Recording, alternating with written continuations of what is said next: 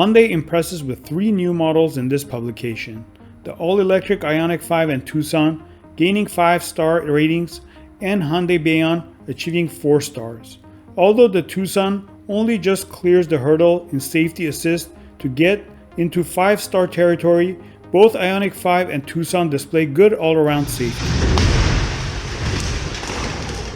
The crossover SUV Bayon, fighting its way into an already crowded and highly competitive segment, lacks the center airbag that is standard in the IONIQ 5 and TUCSON.